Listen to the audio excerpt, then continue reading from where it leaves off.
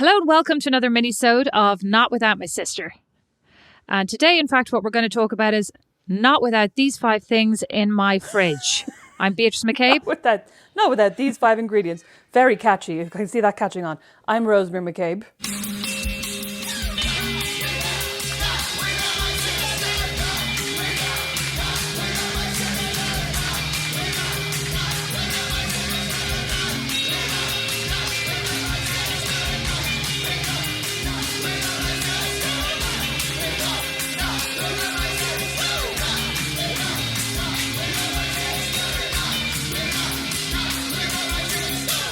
We are currently living in Fort Wayne, Indiana, with our parents on the other side of the Atlantic Ocean in Ireland during this lockdown. Haven't seen them for over a year and a half, Mom reminded me the other day, which is a disaster. Baby's going to be a teenager by the time she gets to see him again. Only joking, Mom. Sending us recipes willy-nilly via WhatsApp and then giving out about my lack of ingredients. Well, that's what I was about to say. Precisely. I was about to say probably the biggest communication we have is Dad sending us images of his sourdough bread, you now sending your boastful starter back and forth to him. Oh no, the starter's dead. There's no boasting going on. Oh. Well, and then Mom said the other day, I think Mom's always very capable. Do you remember there was that cookery show back in, I don't know, the 90s called, what was it called? Ready, Steady, Cook, I think Ready, it was. Steady, Cook, yeah. And they had like random ingredients. They'd get, a pile of what's in my ingredient pile today and what am I going to make with it? Yeah, and then I think the contestants would get to pick 1 or 2 things to add to it, wasn't it? Like they were given a mystery bundle and then they'd get to pick things to add. Exactly. And I feel like Mother would have won that hands down on a weekly basis. Except, Beatrice, there were some days where they were like, they'd get flour, eggs, and then they'd get like chili jam and rashers, and Mum would be like, can't do anything. Disgusting. You know what I mean? Like she wouldn't be combining those things. That's true. Well, certainly she wouldn't be putting any fruit with any meat. No, and she wouldn't be putting like chili and chocolate together or anything. Like they often had to do those kind of sweet and savoury. She wouldn't be into that. Sure, she only she would have been like, here's your dinner. The stewed apple on the side of her pork. Oh, yeah, she'd have been like, here's your dinner and here's a piece of chocolate. Here's a palate cleanser piece of dairy milk.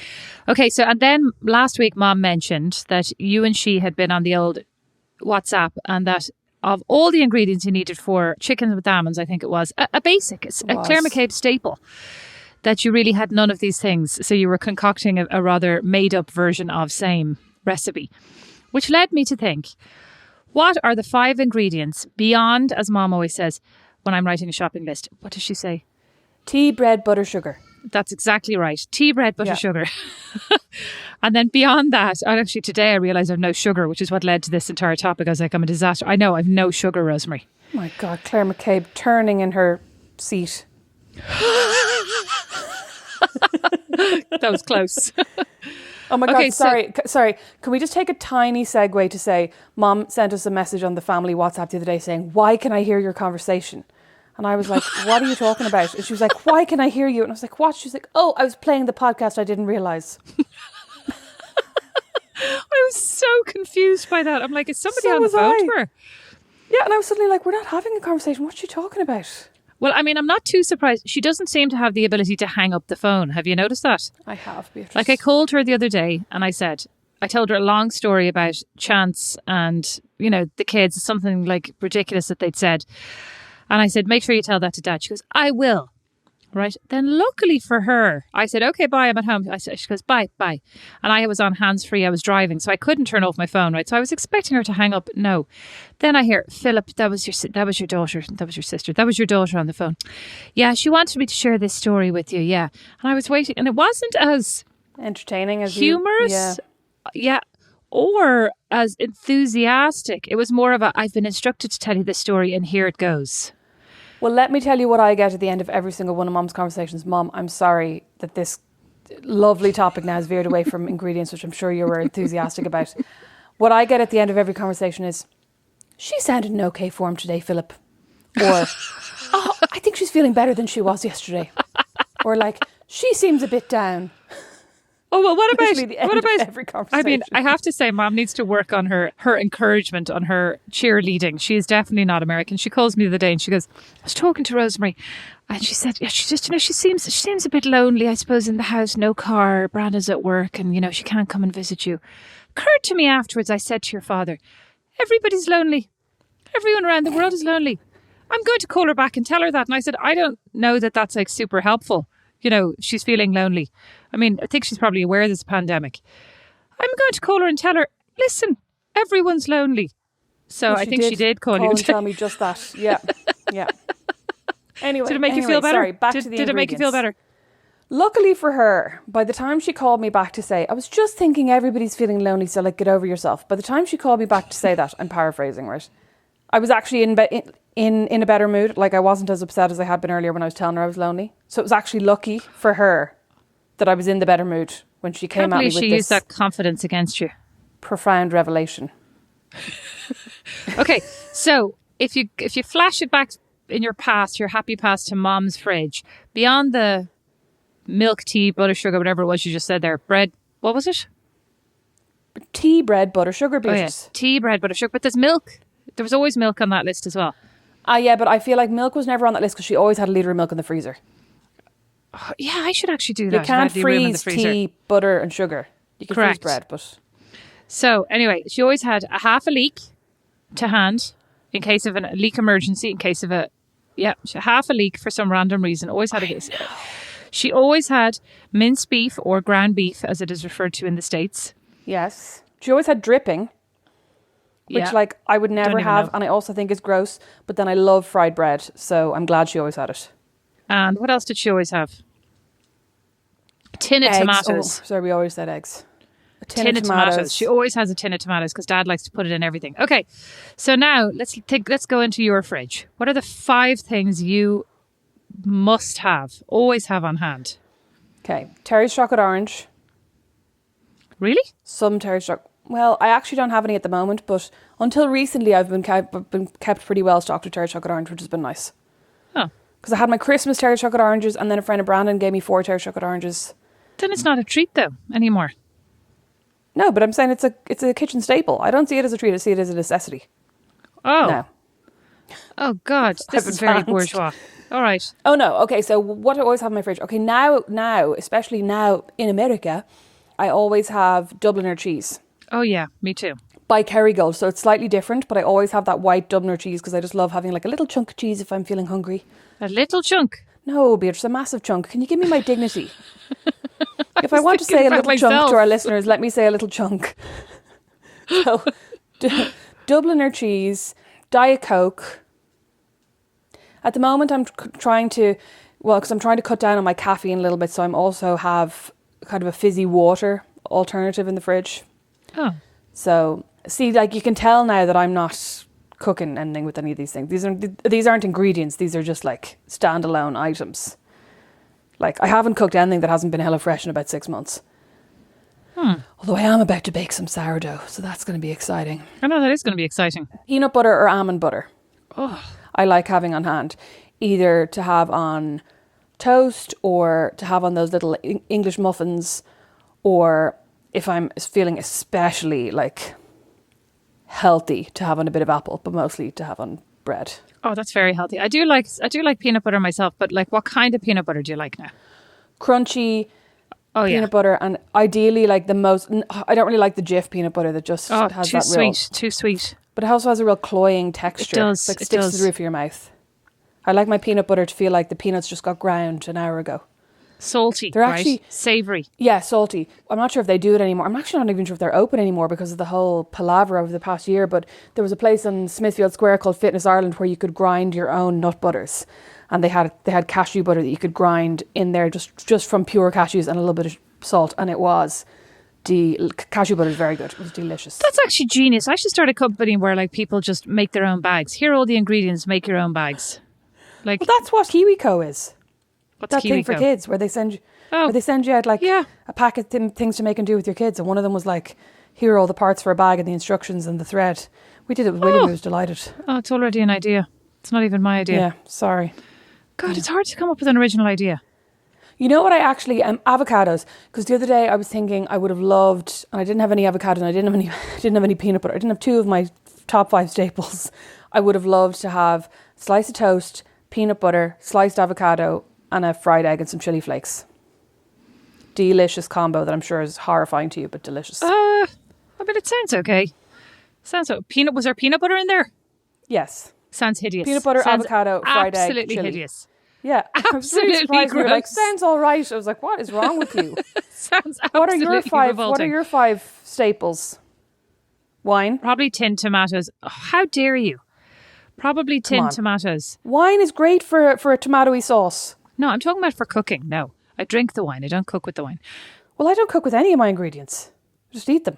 Well, I don't have any wine in the house right now because I've drunk it. So no, it's obviously not a staple. Yeah, tin of tomatoes because you can do so many things with them, right? I always have loads of tins of tomatoes, but I usually have the ones with diced, right? No, diced, or the ones with jalapenos, or the ones with basil and... Oh, I don't like any of those. I just like the plain ones. Oh no, I don't like the plain ones as much. It's too much work to make them taste like anything. I mean, maybe that is why none of my recipes work out. Go on anyway. Right, so that decent pasta. I'd say I always have decent pasta. Don, I didn't realise how much pasta I ate until recently. Don was like, do you never get sick of pasta? I'm like, no, it's delicious. It is delicious. I feel like that delicious. about white rice, actually. Mozzarella, because that way you can always whip up a pizza. Oh, you and you're Right? whipping up a pizza. I mean, seriously, pizza's the You can whip easiest up a thing. pizza on the other end of a phone. I was going, what? Definitely avocado. Would agree with $10 that. for a huge pizza from Papa John's. Would you be well making Oh it yourself? God, what they are not. I do not like any of those pizzas. I know, I don't really like They're them either, also but like sweet. mozzarella itself is about a tenner. Not if you get in the sale aisle at Kroger and it's about to go out off tomorrow and then you can eat it just that same day. Delicious. I know it's very unappetizing actually, cheese that has sale sticker on it. Yeah, it tends to not get eaten. I'll tell you, there's always an aubergine or a what's it called? What's it called here? Courgette? No, it's the other zucchini? one. That's a zucchini. Eggplant. Eggplant. Sorry, Eggplant. I Sorry, thought I'm you were actually saying- I don't know what accent that was. I thought you were saying an aubergine and a courgette. That's why I was like and a courgette. No, you were saying what's the American word for aubergine? Yes. Eggplant. So always an eggplant in the hope that Don will take that about to expire mozzarella and make me eggplant parmesan. Oh, delicious. I haven't had it in so Absolutely long. delicious. Do you know what was Can't wait till amazing? we're all vaccinated so Don can cook for me. I should actually put that recipe up because it's so good. But you know what? He made it once. He baked it instead of frying it, right? He baked it in the oven and he didn't put the cheese on it because, for a hot second, he was vegan. And it was delicious. Like, it was almost as good without the cheese. I'm not even joking. It was delicious. Actually, must go out there. I think, although unfortunately, I think that the aubergine is what's making the fridge smell not great right now. So I think that's actually I'm very needs to go in the skeptical bin. about how delicious this could possibly Oh have my God, been. it was absolutely delicious. And then what else? I don't know. I think I always need to have cranberries because I always need a cranberry for something, whether it's a salad Dried or a cranberries? muffin. Yeah, dried cranberries. They're a You great are flavour very- addition. Oh my God. And they're Am a I good going to snack. have to turn into this like Betty Crocker when I have a baby? Because right now I'm like, like all of your things, you need to do things with them. Do you know what I mean? You can't Betty just pick up an Crocker? aubergine and eat it. No, but Betty or Martha Crocker. Stewart. Martha Stewart. Like, you're just, there's a lot of effort involved in all your things, whereas all my things, you could just pick them up and eat them. Well, Rosemary, I was reading this book, Here we go. Corpsing, My Body and Other Horror Stories, which shall be the subject of a minisode by Sophie White, Irish author Sophie White. And A in it she minisode by talks us, about... sorry. Yes, a minisode by us. And in it she talks about how at one point... I'm actually like... It's been quite a revelation so far. It's been extremely emotionally trying to read it to this point. I mean, I'm probably relating with too much of it, but That's kind of why I've put off starting it. It does seem kind of harrowing at parts. it's just very honest. You know, it's very honest. Like, Yeah. as I said in the last Like me. episode, she scraped her insides raw to write this, which I Can you appreciate. give over on the scraping metaphor, please? It's true. Revolting. I'm telling you. Anyway, and at one point she talks about, I think she went to Thailand and New Zealand, and she took up as a as a part-time job chefing. Like, she was a chef in a busy restaurant or a busy, I don't know if it was a restaurant, whatever. And she talks about how like transporting cooking is because you have no room to think about anything else. Like, it's about what happened a second ago, what's happening now, what's happening in a minute. There's no ruminating on everything else in your life. And I was like, maybe I need more. Like, maybe that is why I started cooking in the last year. I mean, I cooked before that. I cooked a lot when I had no kids. Then I kind of stopped cooking when I got kids, as if they just arrived. Just pick them up on the side of the road. Yeah. And then I started again recently because, I mean, we were at home, but it's not like you have a ton more time. It was more like I was at home, and we couldn't eat out. But also I think it is sort of, it's something that you're very busy doing it, but you can't focus on other stuff. It's like meditative in a way. I'm not sure that I think there's that much that you do, no offense, that you can focus on other stuff. Like, you can't text and have a conversation you can't talk to somebody while you're texting. Do you know what I mean? I'm not saying that I can necessarily, but I'm saying like there's a lot of stuff that I feel like gets very meditative where you can't do anything else. Do you know what I mean? No, because when you're texting, you're thinking about that thing that you're doing. You know what I mean? I'm thinking about communicating with you. I'm having emotions. I'm like, you know what I mean? But you know what I mean? I'm either happy or I'm sad or I'm like laughing or I'm planning or I'm thinking about most of your emotions are to do with the clever metaphors you've just come up with. You're like, scraping the insides. Anyway, so that's what I like cooking from that perspective. But sometimes it gets to be too much. Like, I think yesterday I was cooking for about 7 hours and I was like, this is too much. Maybe I should start cooking. Yeah, maybe you should. That's kind of what I get from doing jigsaws, I think. Yeah, exactly. Although the same you can think about other things, but there's it's something nice. just very quieting the mind or something about it. Yeah, it's what I loved about doing wallpapering. It's why I'm looking forward to wallpapering your house again. I was telling Brandon I'm looking forward to you coming over and wallpapering my house. Yeah, it's very relaxing. Do you ever have half a leek in the fridge? Like, what have we inherited from Mom? Have you inherited the half a leek in the fridge? No, because Don hates onions. And leeks are in the onion family. Oh, are they? Yeah, they're very onion onion smell tasting. like onions, do they? They're oniony. Yeah. So, no. What have you inherited? Well, you got the terry chocolate orange from Mom. freezer. I always have a loaf of bread in the freezer as well. Oh my God, the other day though, I asked Brandon for the first time in my life, I think I mentioned this in the podcast, but it warrants a second mention. I asked him for the first time to make me some toast. I can't believe that the first time. I know, I don't know what I've been thinking.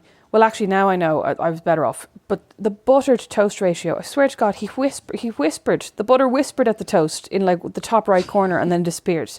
And he comes out with this like Claire Mac Cabe style unbuttered toast, and I had to go back in and butter it myself. Can't believe you made fun of Mom and the butter twice. But what I have to say is the loaf of bread was in the freezer, so he was like, oh, you don't have any bread? And I was like, oh no, there's bread in the freezer. And Beatrice, he took it out. He took the whole loaf out and defrosted it overnight. I didn't even realise he put it up in the press. What do you do with it? Is it just for show? No, but I was like, for future reference, freezer bread stays in the freezer and then you can take the slices out and toast them as you go. Do you know what I mean? I don't ever defrost a loaf from the freezer. Oh, I defrost I think it tastes gross. Oh, no, I don't.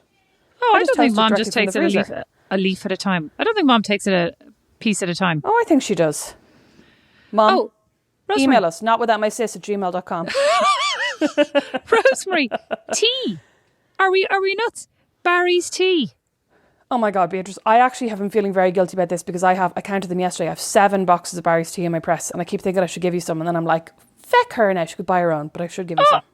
That's because I probably have 1 cup of tea a day, so like I'll have that tea for the rest of my life. Oh my God. Well, you won't because Mom will be over to stay with you soon. Good point. But that's not from Mom, that's from Granny. That like Granny during the war couldn't get, it was Lion's tea that they were obsessed with. They couldn't get Lion's tea during the war. So after the war, Granny swore she would never be without tea again. So when you opened her press, it was always like 15 boxes of tea on the top shelf. That's where the dripping came from too. That's Mom's inheritance from Granny. I mean, the dripping, what even was dripping? Like Fritex and then like bits of fat from like if you fried something. Oh, stop it, I know. Gross. Anyway, I don't do that. I'm very healthy. I read a thing once. Do you remember I shared that magazine article with you? I think it was in Vogue. And it was some woman in like living in LA, some, just random business person, not even like a wellness guru or whatever. And she's like, and one of her things, it was a day in the life. And she said, I went to a cafe for breakfast. I saw a person at the table beside me eating a croissant with butter. She was like aghast. A croissant plus butter. I was like, is that not normal? I even like to cut my croissants in half and butter each side so you get the double the butter. Totally. Once you've toasted them, delicious. Yeah. Oh my God, I know. I love a delicious. I was actually thinking about that yesterday. I was thinking about Scale Bakery in Stony Batter had the most like flaky, you know when you know the kind of grooves on the top of a croissant. I swear to God they had like 16 of them. There were so many layers of pastry. Oh, it was delicious. Well, fear not. I sent Father an article on how to bake croissants and I said, practice these for when you get over here. The last time Dad baked me a croissant, it was delicious, Dad, but it was also the size of a mini avocado. Well, tiny. he actually said that was really bitchy. And I was like, what do you mean? Why was that bitchy? I think he was confusing. Because he already baked them for you.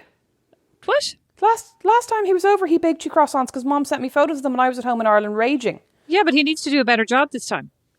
Well, that is bitchy. Well, he said it was some, I think it was The Guardian. I think I may have mentioned this. And anyway, they were talking about Kerrygold butter was the only butter to do it. So I feel like we're pretty well set up for success.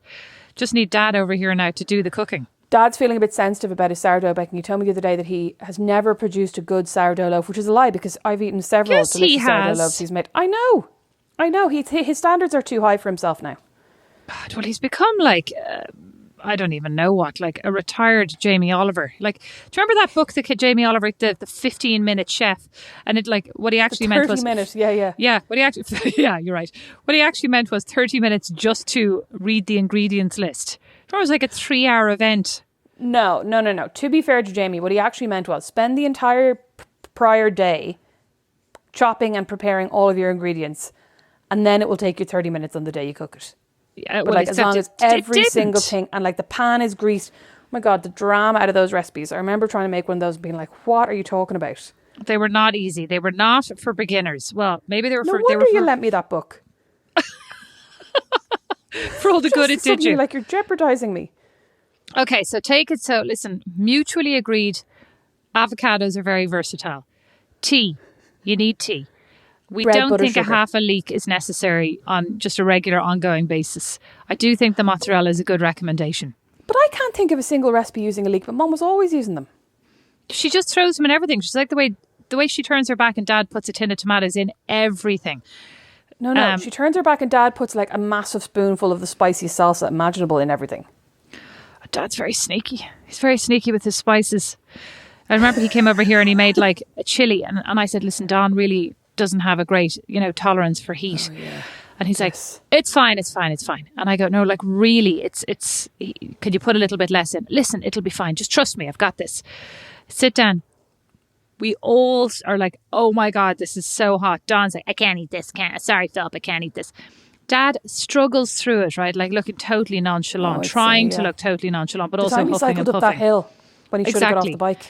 And then at the end he goes, I'll admit that was a bit hot, but I accidentally put in 3 tablespoons instead of 3 teaspoons. But would he admit it? Too proud. That's like when you came back from Thailand with that special Thai green curry paste. That was amazing. Made a green curry and then forced me to eat it. You just didn't appreciate me. It was delicious. Oh my God, it was so spicy. I thought I was going to die. You die. So you were like Mrs. Trunchbull forcing Matilda to eat that chocolate cake, except it was me and Thai green curry. Oh, anything else we've forgotten? No, we've made it perfectly clear that you cook and I don't. Oh. And I just eat snacks directly from the fridge. Whereas you assemble things and lovingly put them together for your children who then don't eat them. Actually, exactly right. I told you I found Beau the other day putting it on, like depositing spoonfuls of food from his plate onto the seat into the dog's mouth. Very, very, very unstealthily also, may I say. But very generous. Yeah, that's nice. Very loving, very loving. He's a good sharer. On that note, we would love you to share with us. See what I did there? That was a good segue. That was good. If you just share with us your top 5 cupboard essentials that are not tea, bread, butter, sugar, or milk. Very good. Or avocados. I'd actually particularly like to hear from Sophie White. Sophie, what are your cupboard essentials? Oh yeah, good one. Good one, Sophie. Sophie's been making this chocolate mousse that she said she's basically been making every single night of lockdown because she's like, it cheers her up. And it's like, it seems very simple, but I haven't made it yet. That's what I'm going to make today. I don't really like chocolate desserts, not to sound like Mom, but that's what I'm going to make today. Rice pudding. I made rice pudding the other day. And? It was a poor shadow of Mom's, but it was fine. I ate the whole thing. Oh, delicious. I like, I bought that book by Who's the one who looks like Ursula? Mary Berry? No! Poor Ursula. No, the other one. Very famous. Dealey Smith. Oh. I bought I Dealey don't think Smith's she looks like How to Ursula. Go Cook an Egg. Is that what it's called? How to boil an egg. I had to get it delivered. It took ages to find it here, but anyway, for Should have bought that Aunt for me. Eliza's. I'm the one who needs that. Oh, I will. Aunt Eliza's rice pudding, the single most delicious baked in the oven rice pudding possible on this earth. When are you making Delicious. Today. this? Oh. Okay, I'm not going to come over, I suppose. Oh. After I'm Raisins. vaccinated, you can have perfected it by then. I can stuff you full of rice pudding. Thank you all so much for listening to Not Without My Sister. You can get us at our website, notwithoutmysis.com. Email us, notwithoutmysis@gmail.com. We're on Instagram at notwithoutmysister and individually at Beatrice McCabe and at Rosemary McCabe. And we will be back on Tuesday with a full-length, detailed, researched, fact-based episode. Can't wait. Thanks for listening. Bye. Not Without My Sister is produced by Liam Garrity, sound and original music by Don Kirkland, and our original illustration is by Lindsay Nielsen. Not Without My Sister is a member of The Warren. As is our podcast, The Critter Shed. For more great podcasts, hop along to thewarren.ie.